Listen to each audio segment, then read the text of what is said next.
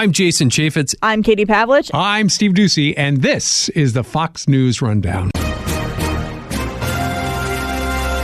Tuesday, March 22nd, 2022. I'm John Saucier. 27 days later, and this Russian invasion of Ukraine continues.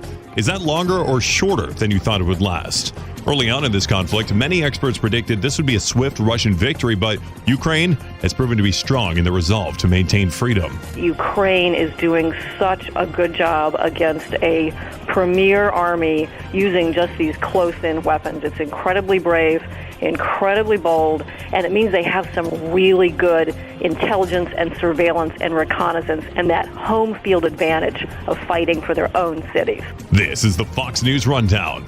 War on Ukraine. This has been a rather bloody, rather long, and rather clunky Russian invasion of Ukraine. And the reality is, millions of people's lives have been interrupted. The predictions Russia would easily march through Ukraine have proven to be wrong. Day 27, and Russia has not achieved any of their objectives. We're speaking today with Fox News contributor Dr. Rebecca Grant, an expert on national security and military affairs. She's been following all of this very closely. And Ukraine has won world support. They've won a couple of small, important engagements, including a little battle outside Kiev today. And I think Ukraine can win as long as we keep the arms supplies coming into them.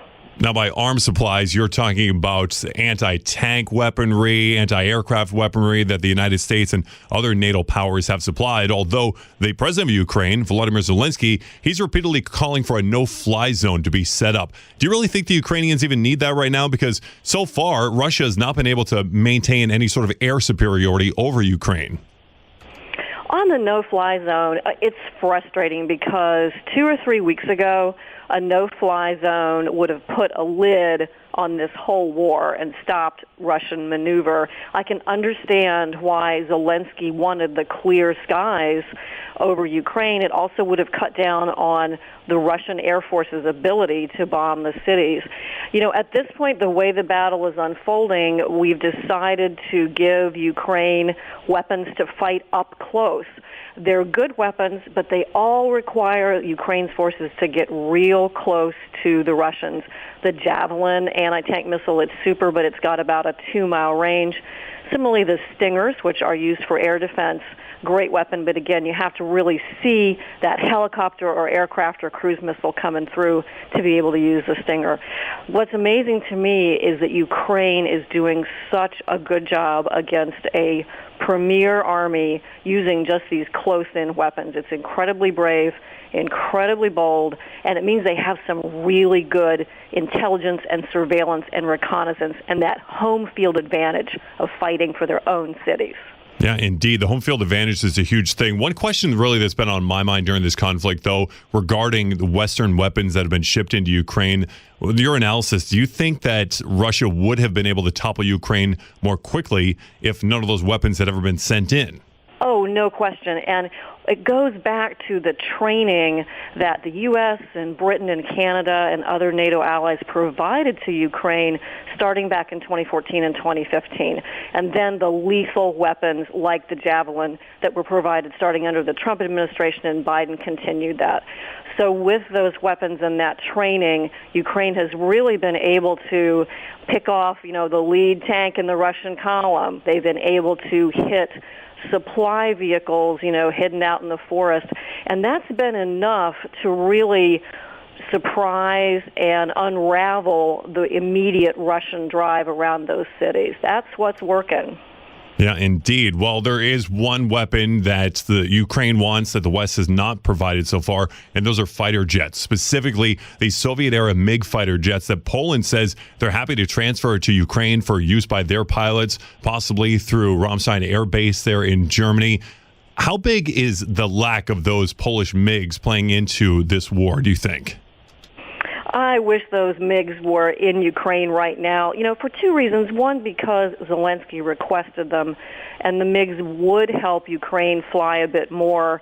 The other reason, honestly, is because Poland deserves it. Poland is under incredible pressure with the border with Ukraine and Belarus and taking in, now 2 million refugees. So I think Poland deserved to get its MiGs transferred and to be backfilled with newer F-16 and F-35 fighters from the U.S.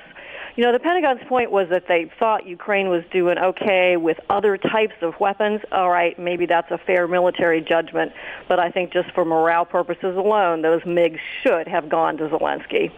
We're speaking today with Fox News contributor Dr. Rebecca Grant. She is an expert on a number of things, but specifically aerospace is your big area of expertise. And so you know a lot about these Polish MiGs. And why in particular is this aircraft able to give Ukraine some sort of advantage if they were able to get it?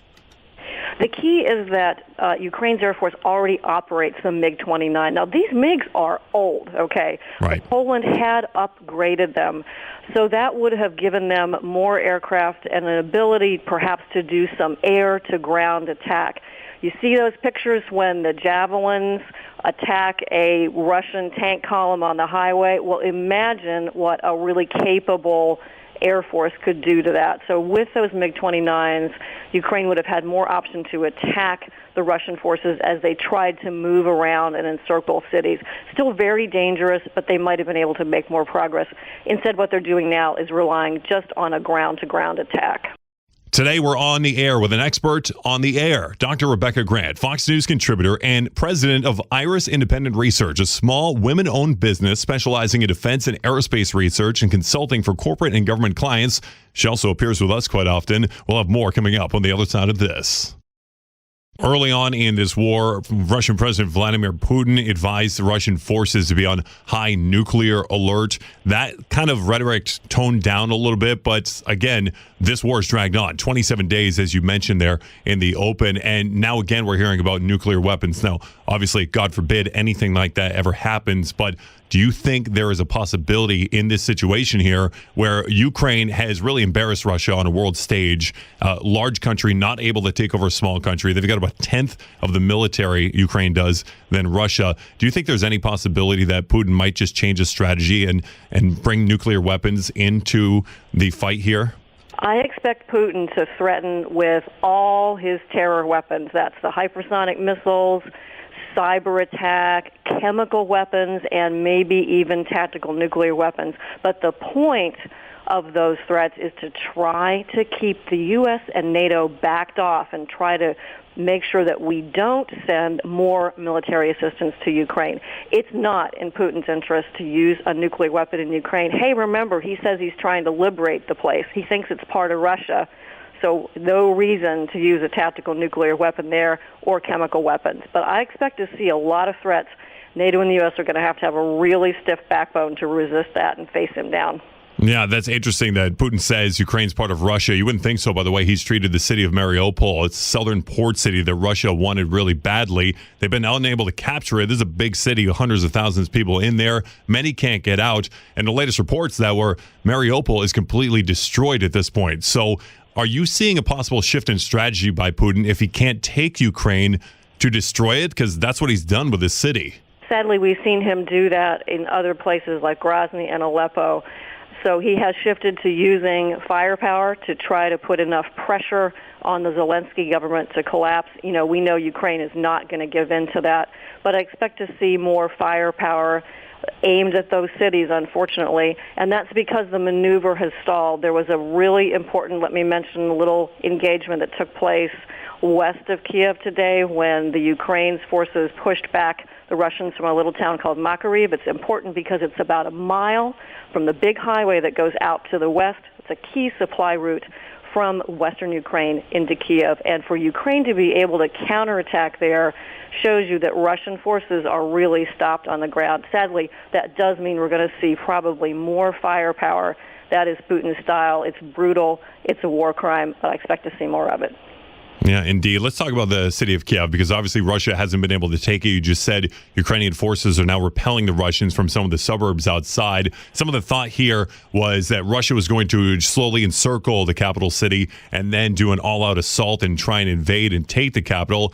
they haven't been able to do that. And I think a lot of that is due to the leadership of the president of Ukraine, Volodymyr Zelensky. He's been very public, especially on social media, with the fact that he's still there in the capital working every day. How do you feel about how this wartime president, he's been thrust into this, has performed during what is a war? Zelensky is an absolute hero, and yes, Putin wanted to catch Zelensky, take down the Zelensky government, or encircle Kiev, and he hasn't been able to do any of that. So as long as Zelensky and his government is working there in Kiev, that is victory for Ukraine. Vital, though, that Ukraine's armed forces keep up their counterattacks so that the Russians can't encircle the city. So far, what they haven't been able to do is to move south and swing down past the major highway and cut back up into Kiev. They have not been able to do that, and that is a really significant victory for Ukraine. If we see Kiev hold, I think that's going to be very important. Now, I will say, though, that we see a lot of emphasis on Mariupol, and it could be that Russia has paused trying to get Mariupol under control to link to that eastern region before they try again over towards Kiev. All the more reason why we've got to continue to support Ukraine with the best military supplies and military intelligence that we can feed into them as they fight Russia. We have got to see Putin defeated in Russia. It's important to world security. Yeah, indeed. And especially that part of the world, a very volatile area. We don't need to talk about what happened in the 1940s there. And this is really the largest European war or attack or military incursion, whatever you want to call it, since World War II. Now, in that conflict, it involved multiple countries. I was wondering if this might as well. We haven't talked a lot about Belarus, but this could be a major storyline here. This is a country that is friendly to Putin's government, and we saw Russian soldiers amassing in Belarus before they went into the Ukraine. Do you think that country might step into the fold here and help out Russia, and could that be enough to tip the scales in Putin's favor? Hard to say. Belarus has already helped by letting Russia swing down through their territory. That's how Russia was able to start that march on Kyiv. So Belarus is basically part of Russia at this point as far as this war is concerned.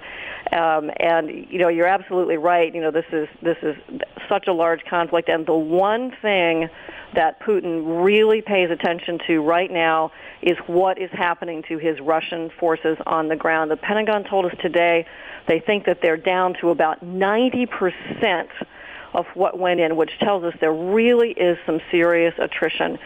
I believe the one thing that will make Putin get serious about talks is if he sees the detailed destruction of these invading Russian forces. That's what's going to get his attention.